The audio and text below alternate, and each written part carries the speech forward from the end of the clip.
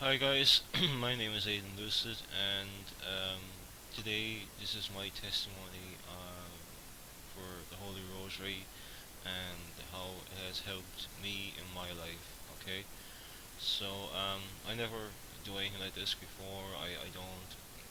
Um, I don't normally come on YouTube and post videos like this. Um, I've been getting the nudge to do this for a while, but I haven't pursued it because of fear of ridicule. But I feel I've been getting a nudge from God or Jesus to do this for a while, and today is the day I decide to finally just tell my story of how the Holy Rosary has helped me. To give you a bit of background information on me, my name is Aidan Lucid, like I said. I'm from Ireland, and I first began saying the Rosary back in 2002. Um, I grew up in a household where we were always encouraged to pray, but it was never forced upon us. We went to Mass every Sunday, and you know, we were never really taught how to say the Rosary. So in 2002, my grandfather passed away, and that was a big, big event for me in my life because my grandfather and I were very close, as well as I was with all my grandparents. But when my grandfather passed away, he passed away in April in 2002, and the following month, something was kind of nudging me to begin to say the Rosary. And like I said, I never really said it beforehand. I used to say prayers and I used to go to mass, but I never actually said the Rosary. So I learned how to say the Rosary, and I downloaded a lot of information. I went out and I bought a pack of the Rosary beads, and so the very first day I said the Rosary was I was sitting at the edge of my bed in my room, and I held the first bead, which was above the crucifix. And I remember in the little piece of paper, that I printed out, it said that you have to meditate on the bead. So I did. I closed my eyes and I meditated on the bead. And as soon as I closed my eyes and started meditating on the bead and started saying the Apostles' Creed, um, this immense feeling of peace came over me. It was like the whole room was just, it got warmer, and the feeling of peace that I experienced was amazing. And I knew then that it was the right thing to do, to start saying the Rosary. So a little while after I began saying the Rosary, I started writing, and it was like, the stem inside of me was just broken, and all these stories and everything started flowing out. And 2 years later, I got 7 items published. I got the courage to send out some of my stuff that I was writing, poems, short stories, articles, whatever. And 2 years later, in 2004, 7 of the items that I wrote were published. And I suppose that was a sign from God saying, that writing is my vocation. So for 2 years, I continued to say the Rosary, and in 2004, I went to Medjugorje with my Auntie Kathleen and her friend Margaret.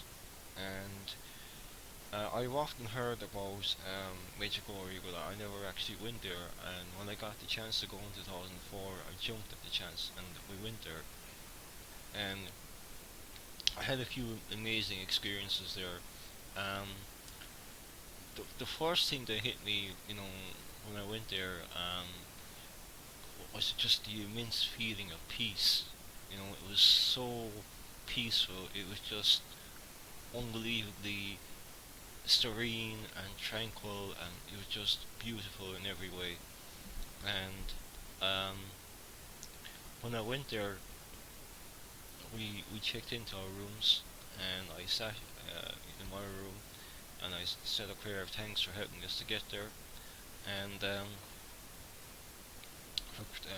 for protecting us. And as soon as I said that, it was just like this immense feeling of peace again just filled the room. It was greater than the feeling of peace I had when I first started saying the rosary. And you just know that there's something there, that Our Lady is appearing there, that it's not made up, that these people that are seeing her are actually seeing her, they are really seeing her. And it's just an amazing place, and I'm really grateful for the opportunity that my Auntie Kathleen gave me, and it was just fantastic.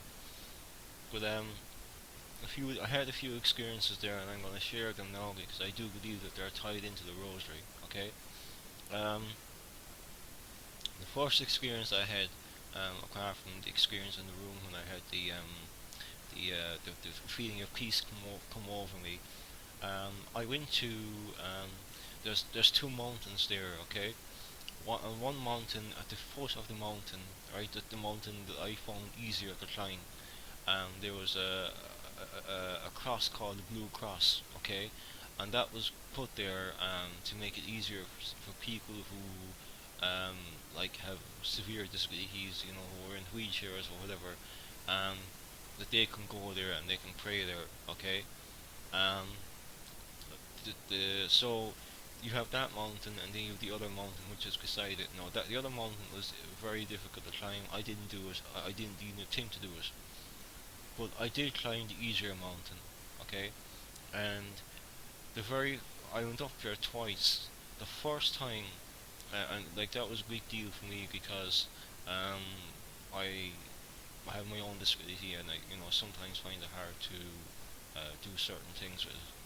So Um, I saw this as a challenge, and something inside of me said I could do it. So I went up to the mountain, the easier mountain that was to climb, and I climbed it. And once I reached the top, okay, um, I was hit with the overwhelming smell of roses. All right.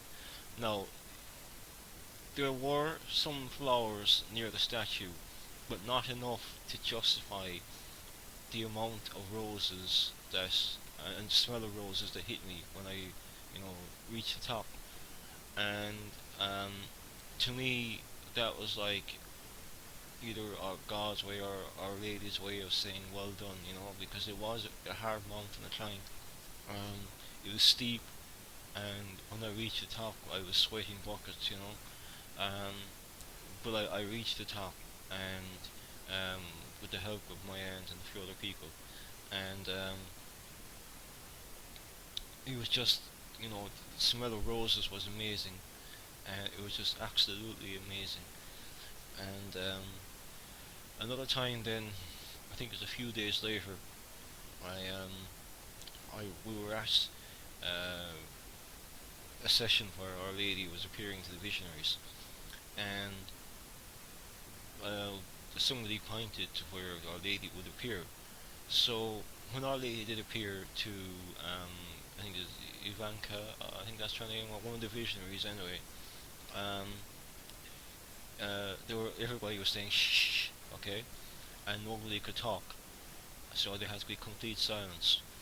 So I was there, and I was just fixated on um, uh, where Our Lady was supposed to be appearing, and it was like I went into a trance for about 20 seconds, and um, in my mind I could hear a woman's voice saying to me, and I guess I attribute this to Our Lady. She said, "Peace, peace, go in peace, go back to Ireland and spread the word." So I, I couldn't believe that. Like, I really heard her loud and clear. It was a loving, peaceful voice, and she said, "Peace, peace, go in peace, go back to Ireland and spread the word." So when I eventually came home to Ireland, I wrote a letter to a magazine called Ireland's Eye, and I explained my experience, and it got published. And I suppose, really looking back, maybe I should have done more, but I didn't know what else I could do. So that's another reason why I'm making this video today. Um, so um, then we fast forward to the next year, which is 2005, and as I said, my grandfather passed away in 2002, and every weekend I used to stay with my grandmother, and I used to keep her company. So in 2005, I was due to go there one weekend, and but I had to get off at my sister's house first. So I was working at the time, and I got the bus home. Now something was telling me not to get off the bus, okay, and but I didn't listen. I didn't listen to that gut feeling that was telling me not to get off the bus. I didn't listen to the warning that it was giving me. But, and this is how it's tied into the rosary now, okay? When I was getting off the bus, I actually have my rosary beads with me, because what I was going to do was I was going to get off at my sister's house and then go down to my grandmother's house afterwards. So I had the rosary beads in my top left hand pocket, okay, in my jacket. And I got off the bus and I waited till the bus moved off. I looked left and right, and just as I was approaching the halfway line, the white line in the middle of the road, something told me to look to my left, okay? And I jumped back, but as I jumped back, because a car came over to my side of the road, as I jumped back, the right wing mirror caught my left arm, and I got hit by the car, and I suffered severe ankle injuries. But it could have been a lot worse, because if I hadn't actually stopped when I did, and if I hadn't looked to my left, like something was telling me to, the injuries could have been a lot worse. I could have been paralyzed from the waist down, or I could have been killed. So I really do believe that the rosary saved me that day. My rosaries that I had, and Our Lady and Archangel Michael, or my guardian angel, saved me that day. Um, uh, Especially when I didn't listen to the warning I got beforehand. So because of that accident, I was actually in a wheelchair for 6 months, and but it did allow me to um, write a book that I later got published. I'm going to talk about that later. But during that recovery time, in January 2006, my grandmother that I used to stay with at the weekends got sick, and she ended up in hospital in St James's Hospital in Dublin.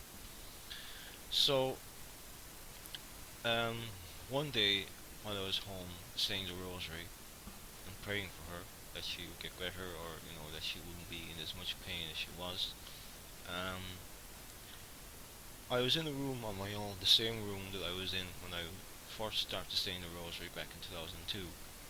Now, I want to make one thing clear: there were no flowers in the room, there was no flowers outside the window, or in the house.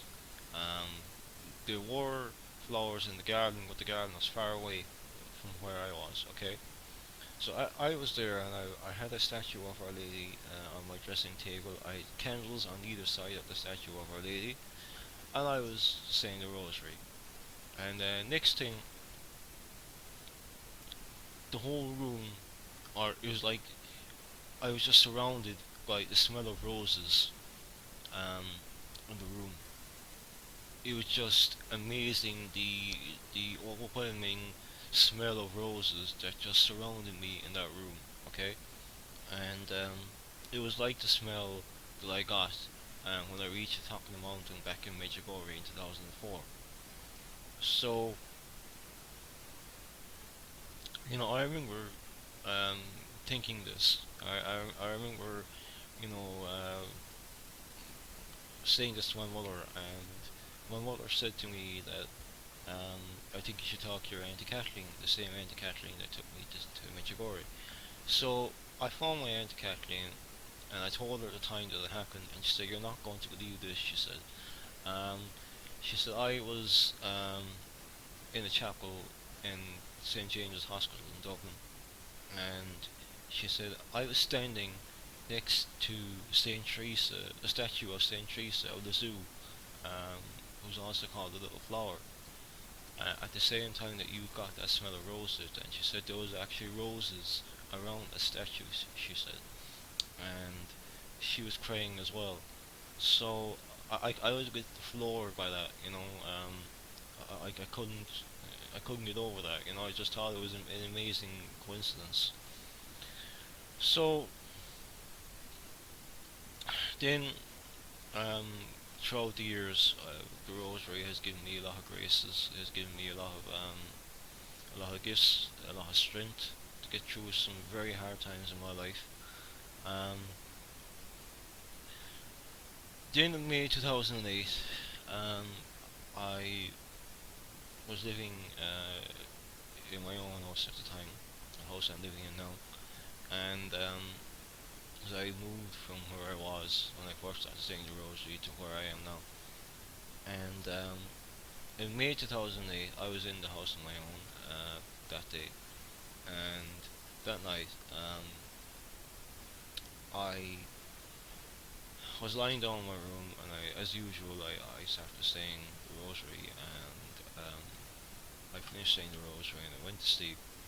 And just as I was on, say, like the border of being kind of conscious but unconscious, if that makes sense, right? Just as I was close to being unconscious, right? I was kind of semi-conscious.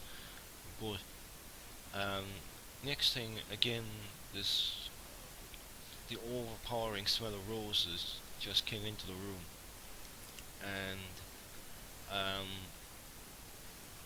I felt at ease. And then I heard uh, a woman's voice saying to me, "Hello."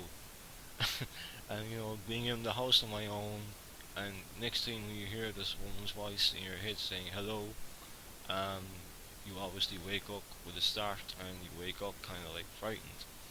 So, but I didn't feel any malice or any ill intent from that voice.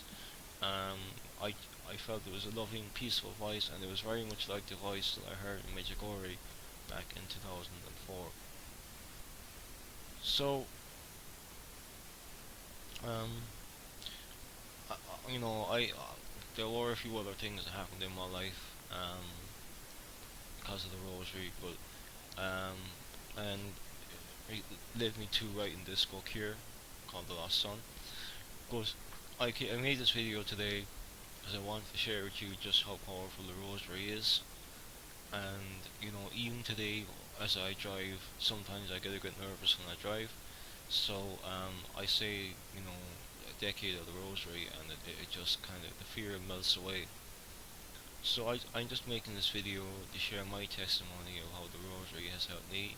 It has changed my life in a lot of ways. It has given me courage to do things that I wouldn't normally have done without the help of the Rosary. Um, it has allowed me to meet wonderful people, um, and to meet my wife that I met. I truly do believe it saved me back in 2005 from being, even more severely um, hurt than I was, and I continue to say it every day. My wife and I say it every day, um, and it really is powerful. And I know if you give it a chance, it will help you. And I look at the world around me now, and I feel that we're heading into dark days, very dark days, and I do believe that the Rosary is going to help you through these troubled times. So I try to keep this video as short as I can and share my experiences with you. I hope you find it helpful. and I hope it has done enough to convince you to say the Rosary, because it really is a powerful prayer. So thank you for watching. Take care, guys, and God bless.